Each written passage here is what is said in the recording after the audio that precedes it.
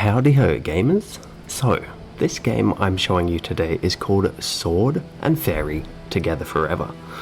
I played this on PS5 and it is quite a visually astounding little game. I mean, it's not a little game, it's kind of like a action RPG, sort of reminds you of MMOs, open world sort of thingamabobs, but it's quite a linear game, having said that. There is a lot of story going on here. It's kind of like watching an Asian drama, where it's based in the what days are they, like feudal period, old dynasty sort of thingies, and it's a very fantastical game. It's a very fantasy sort of story, which is pretty cool, and it follows like Chinese mythologies and stuff. I think that in itself really appeals to me, and the fact that this game, it is a franchise, a series that has been going on since 1995. That's just insane. I think this particular game is number 7 in the series, and the fact that it's come so far it's quite impressive by itself. I think it also goes by the name of Chinese Paladin, which is a strange name. I prefer Sword and Fairy because that's way better. But yeah, so it starts off, you're following this dude who's got like a sword, crazy awesome powers, and he's fighting other deities and whatnot, but he gets beaten and he gets like dropped down to the mortal world, I guess it is. And then you take control of a female character who also has some pretty cool powers and a very nice sword.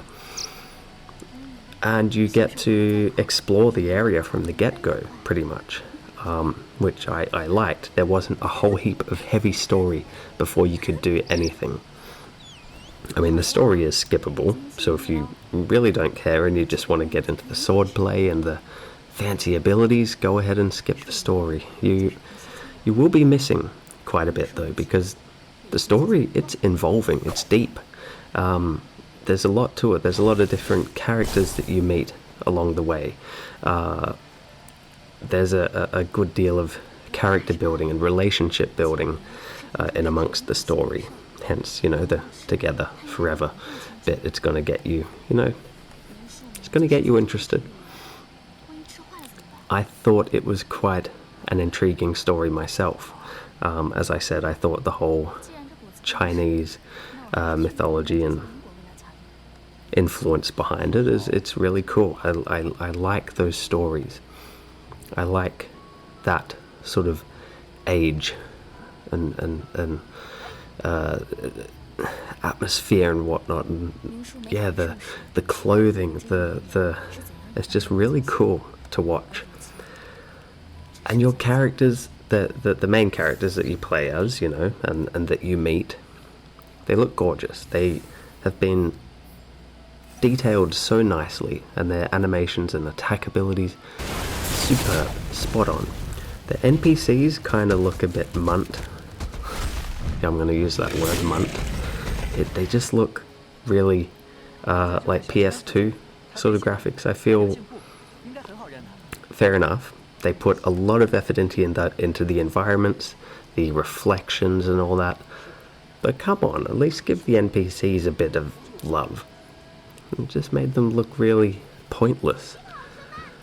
The abilities, they work really well. The combat, that's one of the things that's quite fun in this game. There's combos to learn, there are new abilities to unleash, you can upgrade your weapons, get new armor, all that kind of thing, level up. There is a lot to play for, and it's just a shame that leveling up seems very, very understated. I could tell that I was gaining XP, because after every battle you get XP, and it tells you. But knowing how much XP I needed for the next level was hard to keep track of without constantly opening up the menu. And then knowing what you're leveling up for, like when you do level up, there's no sort of big burst of color that says you've got up a level. You're kind of like, oh, look at that, I'm level 4 now. Do I have any new abilities? No, not yet. Right, okay. I'll just keep playing then. Seems pretty easy, you know. Don't have to do too much to win in combat. Some of the boss fights you'll get up to will be relatively challenging. They're nothing that you can't really handle with the experience you gain from playing the game. I mean, the tutorial and whatnot, it's more than enough for you to know how to play, how to beat all the enemies, and so on and so forth. There's not a great deal of challenge. It feels like it's challenging, the way that you come across enemies in groups, or when you are up against a singular enemy, they might be, you know, a bit harder to knock down. But in general, it's a nice action RPG game. What would you call it? A CRPG, not a JRPG. Yeah, it's really different playing a game like this with you know, like a Chinese inspired story with all the deities and whatnot. I thought it's really, I mean, this is the third time I've said it, I thought that was really cool, because I haven't played many games like that, if any. It's usually all JRPG and very, very fantasy-esque. Yes, Sword and Fairy is fantasy-esque, but it also feels, it has that feeling of realism to it because of the time period it's based in.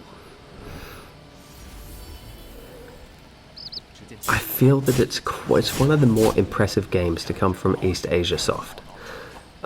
It's a very visually astounding game. I think I said that already too. The music's great. The voice acting, I love the voice acting. It doesn't sound crap. Like, yeah, I love the Mandarin. The Mandarin dialogue. I think that it's really cool to hear. Mad props to the developers for Sword and Fairy Together Forever. And on PS5 it looks stunning. It does not lose any detail. You know, obviously PS5's quite a powerful machine, and this game does the PS5's hardware justice. Very nice to look at. I'm going to be giving Sword and Fairy Together Forever on PS5 4 out of 5 stars. If you like this review, hit the thumbs up button down below. Remember to subscribe to my channel, and if you do so choose to do so, leave a comment down below. Love to hear from you. And check out my Patreon page too, if you please. Consider pledging a few bucks. Thanks for watching. See you next time.